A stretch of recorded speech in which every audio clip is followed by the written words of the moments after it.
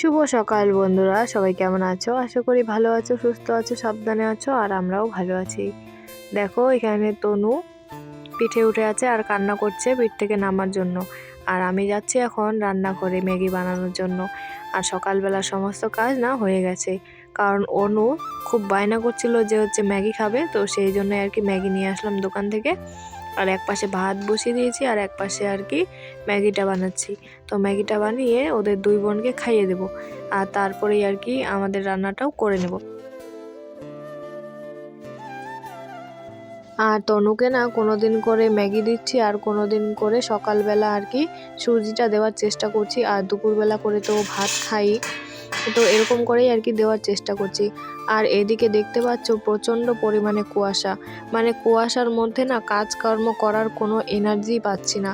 কতগুলো কাপড় মানে ঠিকই হয়ে আছে ধোয়ার জন্য, সেগুলো ধোয়ার আছে। আবার কালকে কয়েকটা কাপড় ধুয়ে দিয়েছিলাম, সেগুলো কাপড় এখনও গ্যাদগ্যাদে ভিজাই আছে, এখনও শুকায়নি।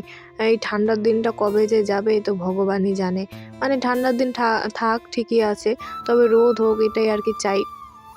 কিন্তু রোদ একটুকু উঠছে না, মানে একটুকু না তো একটুকু না, 4-5 দিন আজকে হয়ে যাচ্ছে একটুকু রোদ উঠছে না। হালকা হালকা বরং কোনো সময় মাঝে মধ্যে আর কি বৃষ্টি হচ্ছে। ওই বৃষ্টি বলা যাবে না, ঠিক বৃষ্টি বলাটা ভুল হবে, ওই শীত পড়ার মতোই আর কি, শিশির পড়ার মতোই আর কি হালকা হালকা করে হচ্ছে। তো যাই হোক, সকালবেলার বাসি কাজগুলো কিন্তু হয়ে গেছে। আর এখন যে বাসনগুলো মাজলাম এগুলো কিন্তু সকালে খাওয়া দাওয়া করার আর কি বাসনগুলো হয়, কারণ এই ঠান্ডার মধ্যে ভিডিও করার এনার্জি বা কোনো কিছুই পাচ্ছি না। তো সেই জন্য সারাদিন শুয়ে বসেই থাকতে, সেই জন্য আর না ভিডিওগুলো করা হচ্ছে না। আর কী বা ভিডিও করব বলো, সারাদিন যদি কাজই না করি তাহলে তো আর তোমাদের সাথে কী বা ব্লগ শেয়ার করব। তো যাই হোক, এখানে অনুর সোয়েটারটা খুবই নোংরা হয়ে গিয়েছিল, তো সেই জন্য ওকে অন্য একটা সোয়েটার বার করে দিলাম শোকেস থেকে। আর এর পরা সোয়েটারটা আর কি ধুয়ে দিলাম, কারণ না ধুলে হবে না জানো তো। মানে ঠান্ডার মধ্যে না ধুলেও হচ্ছে না, আবার ধুলেও হচ্ছে কাপড় চোপড় শুকাচ্ছে না। কবে যে একটু রোদের মুখ দেখবো তো কে জানে। তো যাই হোক, বাসন মাজা আর কাপড় চোপড় ধোয়া সেরে তারপরে এই যে গাছগুলোকে আর কি এদিকে নিয়ে এসে দিলাম। এই গাছগুলো আমি না লাগিয়েছিলাম, মানে একটা ডালিয়া গাছ এনেছিলাম, তোমাদেরকে দেখিয়েছিলাম, তোমাদের মনে আছে কিনা জানি না।